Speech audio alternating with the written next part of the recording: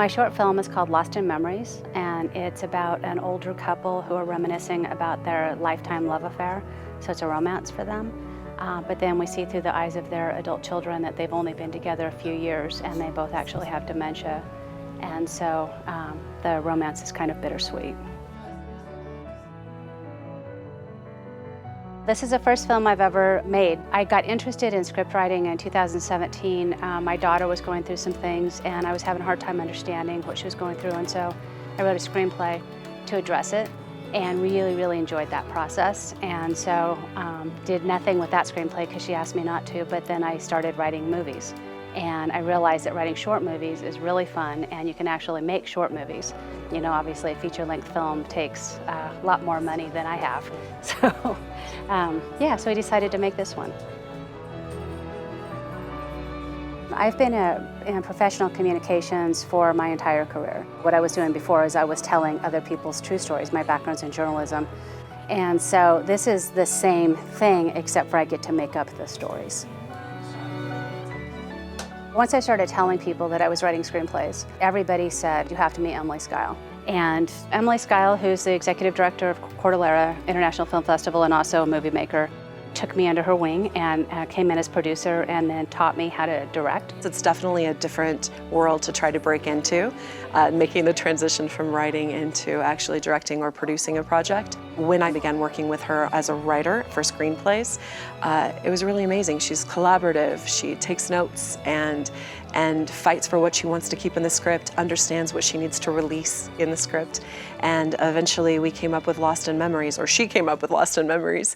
And I thought it had legs, and I thought it would be the perfect time for her to step from writing up to directing and watching her words come to life and helping being part of that process. How that works.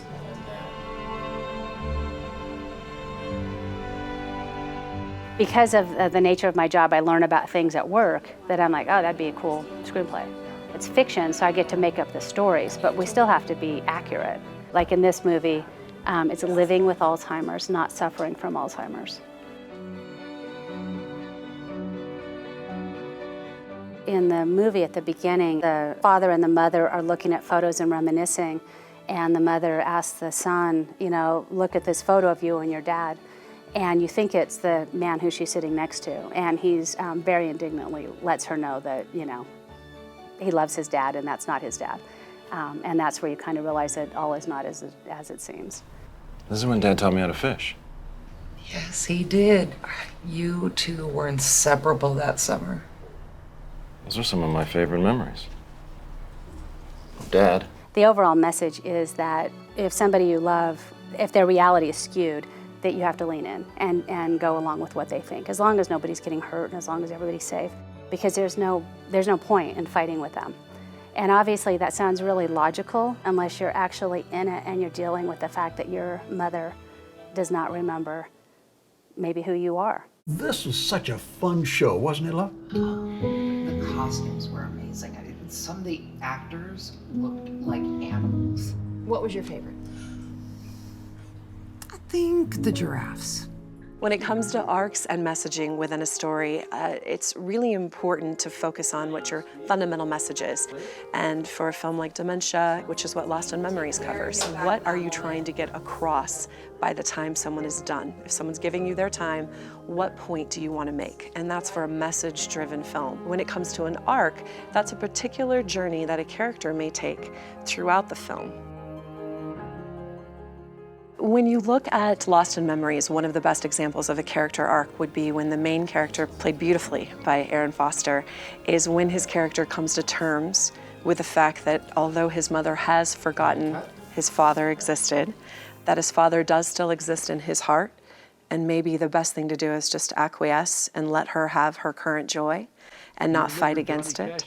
And when Aaron makes that decision, it's a really powerful 15 to 30 second moment, and that's where you get to see the power of an actor, and you just watch that amazing transformation take place.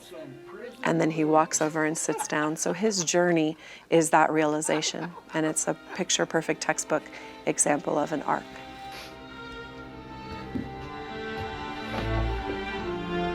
Nashville? Yep. Did I ever tell you about the time I almost had to sing Folsom Prison Blues? Yeah. Yeah, I did. You did. I think one of the things that was really motivating to get involved with the project and Lost in Memories, outside of just getting to work with Jackie, was the powerful message behind the film. And I am super excited to see the impact that it has and the ability it will have to shine a light on a topic that might be difficult to start a conversation about, but might motivate a lot of conversations and thought. I am in my 50s and decided to try a completely new thing, which has been incredibly empowering. And it's really kind of awesome finding out all the things you don't know how to do and realizing how many things there are in the world to learn how to do.